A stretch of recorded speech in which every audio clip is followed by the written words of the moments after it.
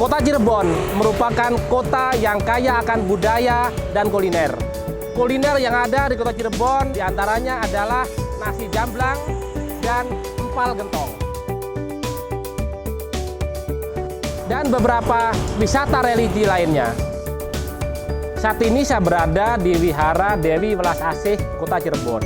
Untuk mengenal lebih jauh terkait rumah ibadah umat Buddha yang ada di Kota Cirebon, mari kita bersama-sama mendengarkan penjelasan dari Romo Junawi selaku pengurus Wihara Dewi Welas Asih.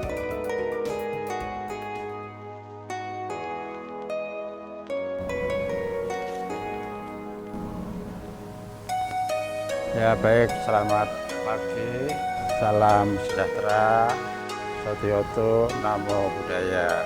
Nama saya Pandita Junawi dan saya sebagai anggota pengurus bagian rohani awan atau bagian pembinaan agama Buddha.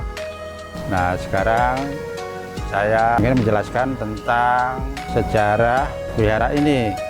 Wihara ini dulu namanya Teokraksi, lalu tahun 65 ke atas diganti menjadi Wihara Dewi Welas Asih. Ya, Dewi Welas Asih itu adalah Dewi itu perempuan, Welas Asih itu cinta kasih, Asih itu kasih sayang. Jadi perempuan yang punya kasih sayang, sehingga beliau itu adalah gurunya orang-orang yang berlatih untuk mengembangkan cinta kasih, yaitu filosofinya. Ya, wihara ini memang sebetulnya tadinya tidak tercatat, tidak tercantum, tidak tertulis. Karena konon ceritanya yang dibangun itu bagian belakang dulu. Lalu belakangan ada penulis dari Belanda, itu ditulis kurang lebih kira-kira 1595. Itu mulai ada di sini, ada apa namanya, ada acuannya. Tahun itulah mulai ditulis bahwa wihara ini ada, tapi itu juga sudah ada bangunan lengkap gitu loh. Nah sekarang kita hitung sendiri 1595 itu sudah berapa tahun? Tentunya sudah ratusan tahun ya. Jadi wihara kita ini sekarang selain tempat ibadah umat Buddha, juga tempat pariwisata religius dan pariwisata budaya, dan di sini juga untuk latihan apa namanya, budaya-budaya yang kaitan dengan wihara ini, misalnya apa barongsai, lalu ada apa permainan naga, riong. Nah itu yang kita tahu begitu ya.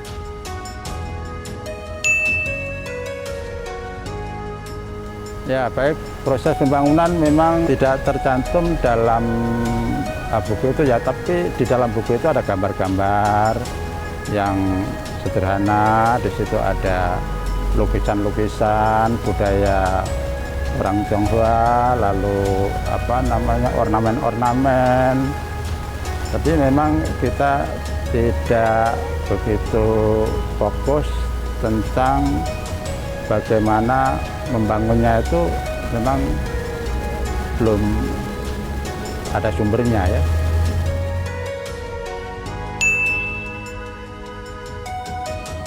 Ya waktu dibina menjadi wihara itu setelah tahun 65 ya.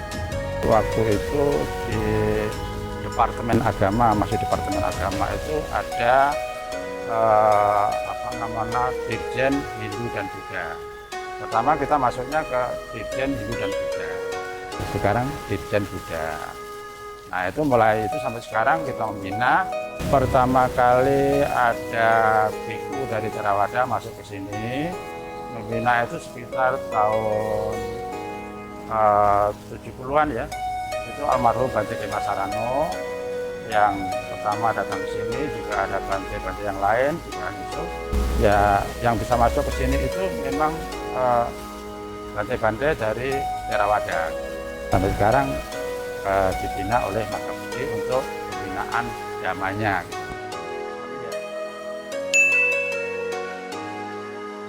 baik wihara ini memang sudah lama ya mendapatkan tanda daftar dari Kementerian Agama. Dulu waktu masih Ditjen juga sudah ada tanda daftar. Lalu Ditjen Dimas Pendidikan itu sudah ada daftar, yaitu waktu itu yang tanda tangan Pak Ogo Putra. Lalu sampai sekarang kita teruskan tanda daftar itu sampai sekarang kebetulan habis kita akan perpanjang lagi. Jadi itu tanda daftar bahwa wihara ini memang pure di bawah pembinaan Kementerian Agama.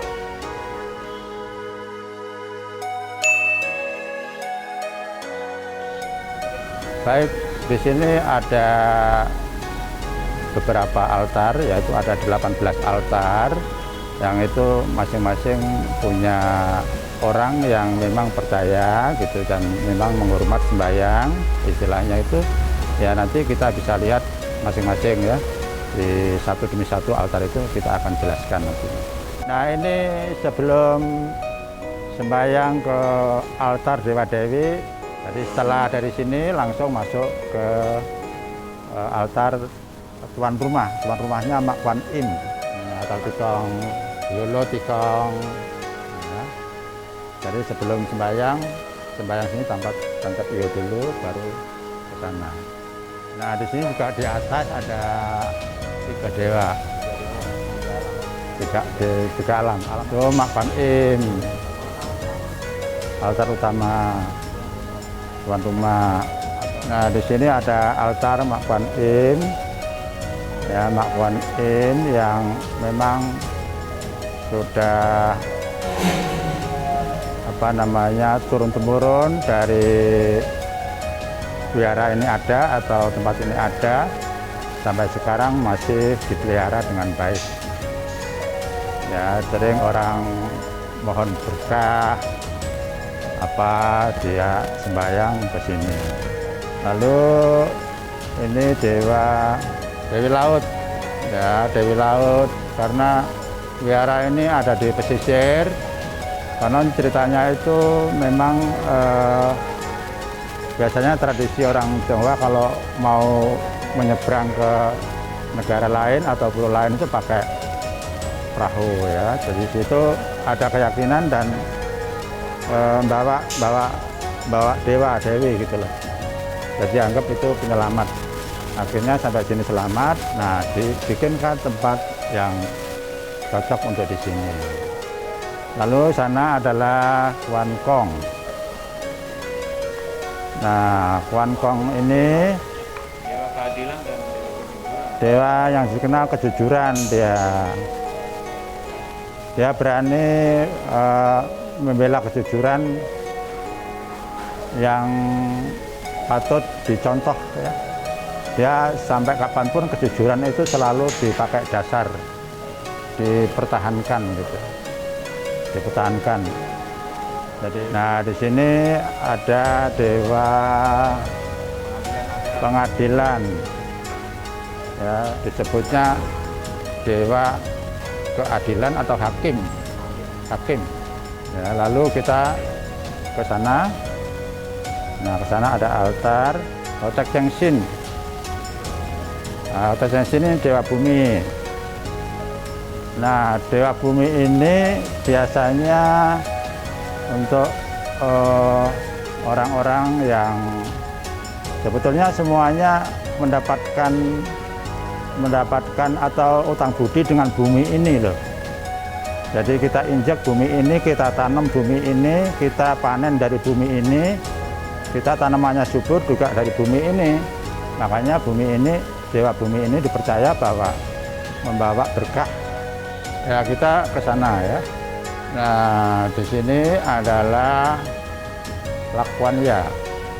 Lakwanya ini dikenal dengan dagang ya.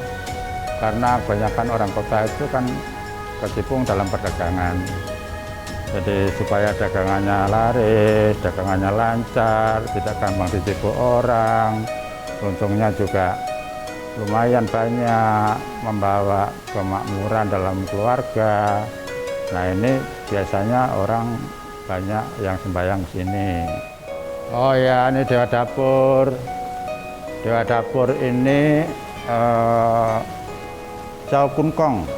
Jadi Dewa Dapur ini dipercaya ya dapurnya tidak ada jadi bisa melindungi, ya bisa dengan dapur itu bisa mendapatkan manfaat karena pelindungan dari Chow Kun Kong.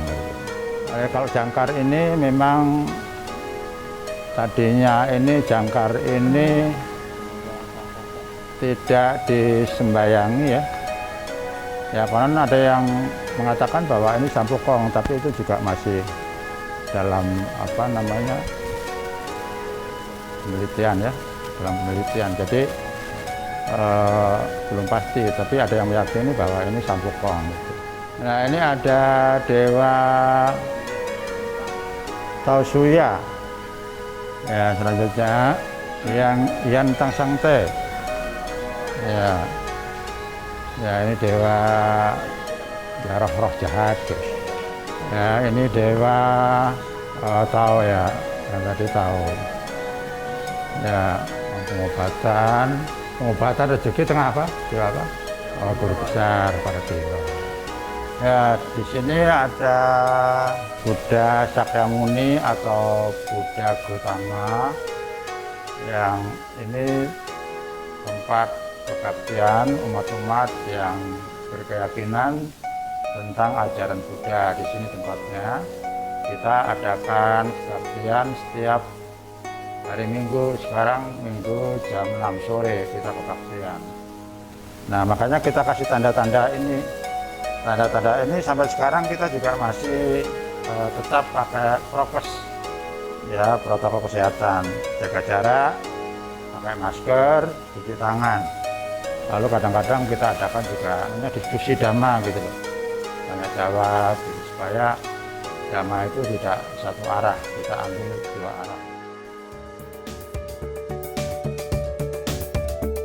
Demikian beberapa informasi yang bisa kami sajikan terkait Wihara Dewi Welas Asih yang ada di kota Cirebon.